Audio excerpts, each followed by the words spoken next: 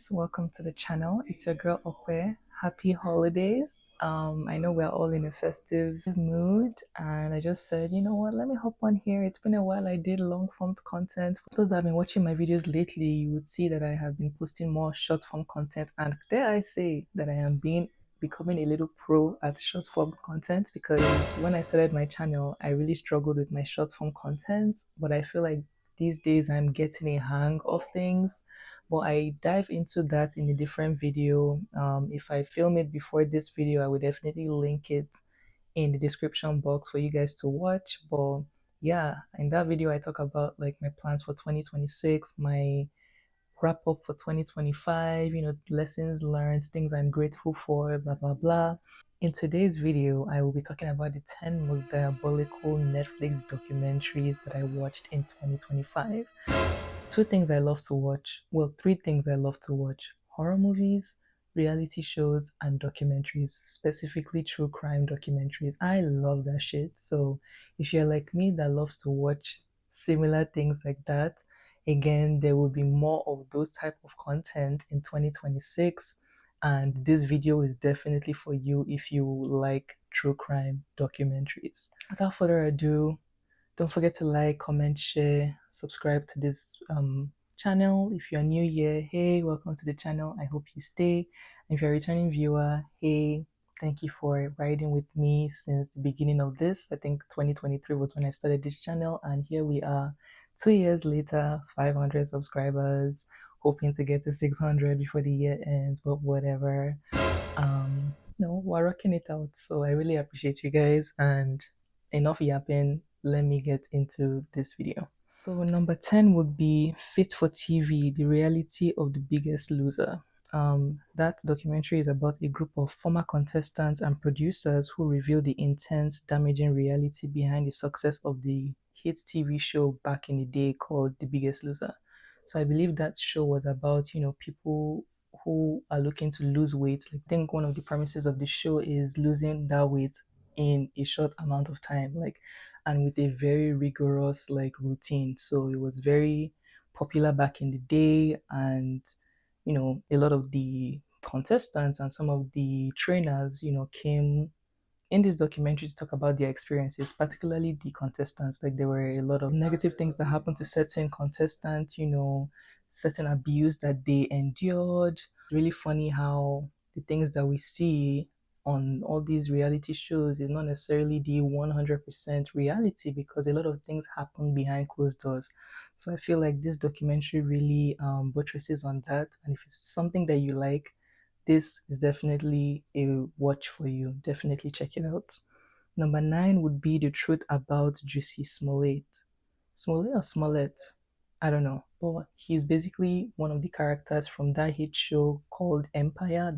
The film revisits the 2019 incident in which the actor Juicy Smollett reported being the victim of a hate crime in Chicago, and the ensuing police investigations, media coverage, criminal case, and political fallout.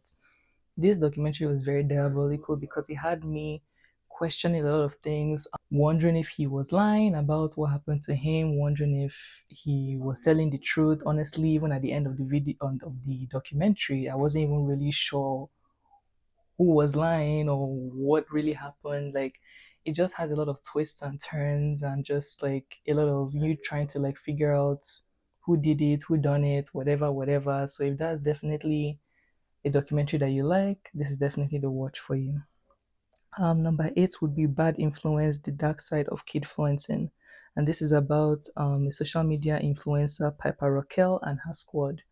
This one really highlights usually the reality of how these kidfluencing gigs usually go, particularly for people or kids that start early on in the business, um, and I have always been an advocate of kids should not be on social media, kids should not be influencing or being content creators or whatever until they are of legal age. I just feel like putting them out there at such a young age exposes them for, yes, okay, positive attention or whatever, but also attracts a lot of negative attention, attracts a lot of abuse of power by, people that are supposed to be managing them, guiding them, whatever it is, which was kind of the case in this documentary.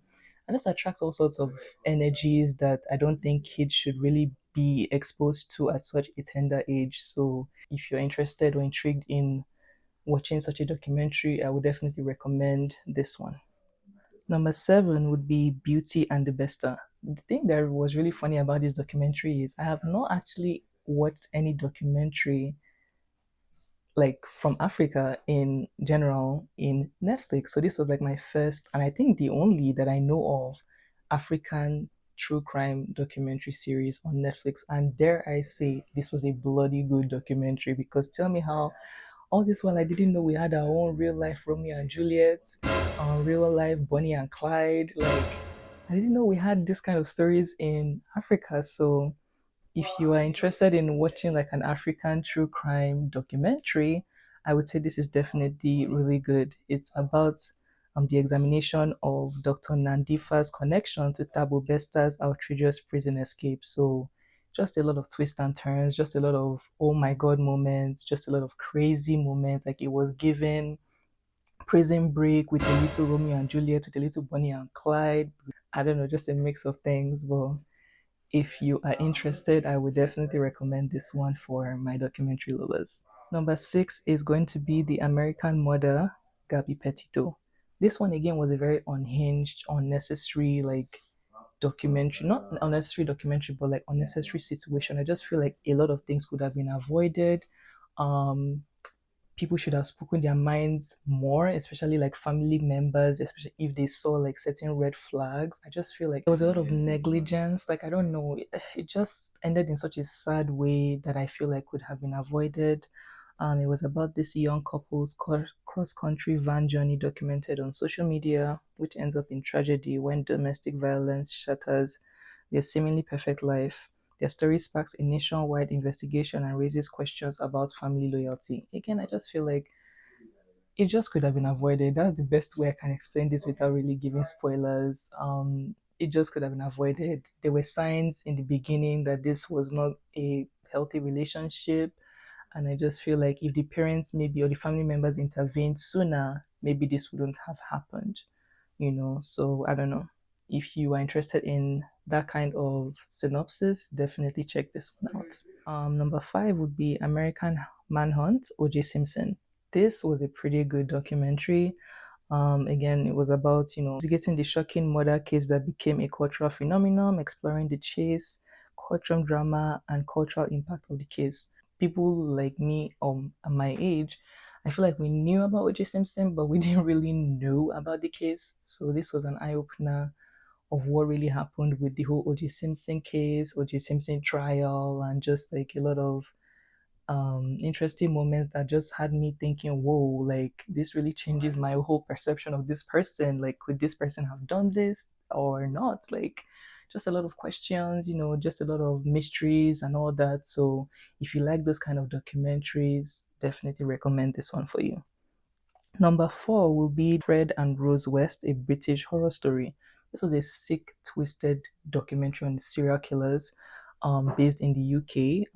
It's about police recordings and first person accounts telling the story of Fred and Rose West, two of the UK's most prolific murderers.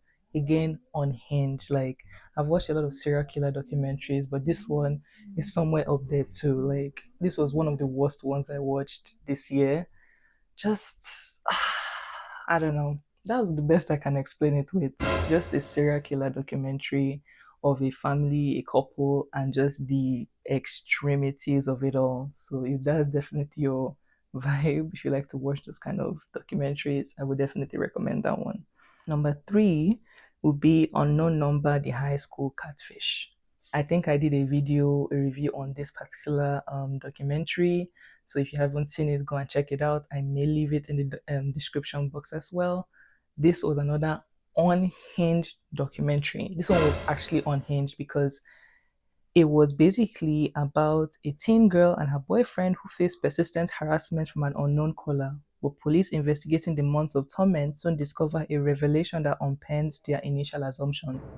I said when we found out who the perpetrator was in this particular documentary, I was sick to my stomach. Like, I cannot express to you guys how unhinged this documentary was and how diabolical this documentary was. Definitely a showstopper, definitely one you should watch, because it just got crazy, it just got weird, it just got just I don't know, it just got somehow at the end. Like I was very sick to my stomach on finding out who the perpetrator was. So definitely check that one out. Number two is gonna be The Perfect Neighbor, and it's about a seemingly minor neighborhood dispute in Florida that escalates into deadly violence. Police body cam footage and investigative interviews expose consequences of Florida's stand your ground laws. Again, I've never been a fan of that law. Like, I just feel like it just allows people who have bad intentions or have a certain belief different from society to get away with these type of things under the pretense of, oh, it was self-defense. Like, this was just a very gut-wrenching, unfortunate and sad story of a particular neighborhood in Florida that it's a very sad story. It was just a very sad story in general, and I would definitely recommend you watch it because it touches on a lot of societal topics, particularly in the day and age that we live in. So, yeah. The last documentary that I will put at number one for 2025, funny enough, it just came out like 2 or 3 weeks ago, is hey guys, for this video's business shout out, I will be giving a shout out to Ruberyln, which is a productivity journal and fashion brand that is fully launching in 2026 of May. Basically, they sell items like productivity journals. It's a lifestyle brand redefining femininity through fashion, art, and purpose, and made for the main character, period. So if you are down for that, definitely check this page out. The fashion collection is coming out sometime in May 2026. I will leave a link to the productivity journal as well as a link to the social media platform. I believe it's on Instagram in the description box. So definitely check her out, and let's get back into this video. Sean Combs' The Reckoning. I know you guys have probably seen the videos. Everybody probably on social media has seen the videos of Diddy dancing, people reenacting the videos. This documentary was a lot. This documentary was a lot, guys. You need to watch this documentary. It again, we already know it unpacks the allegations behind Sean Diddy Combs and his bad boy empire spanning decades of his life and career and a bunch of other things. Yes, a bunch of other things. Crazy documentary. That is the best way to describe it. And when I tell you 50 Cent is, I don't know, like that guy is multifaceted because not only is he good at what he does in the music industry, he is pretty good with the documentaries, I have to say. He's pretty good with the movies, I have to say, because I know he has produced a couple other movies in the past and a couple other documentaries in the past, I think. But this one takes the cake. This was a well executed, well documented documentary. The fact that he was able to get some footage that even Diddy did not know he had, or even have footages dating back to like the late 90s.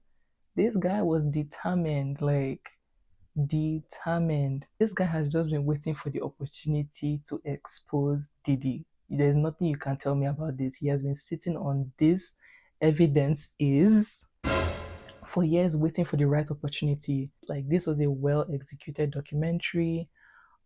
Definitely my best in 2025, and it is definitely worth the hype because I know this documentary is getting a lot of hype on social media. I am here to tell you that it is definitely worth the hype.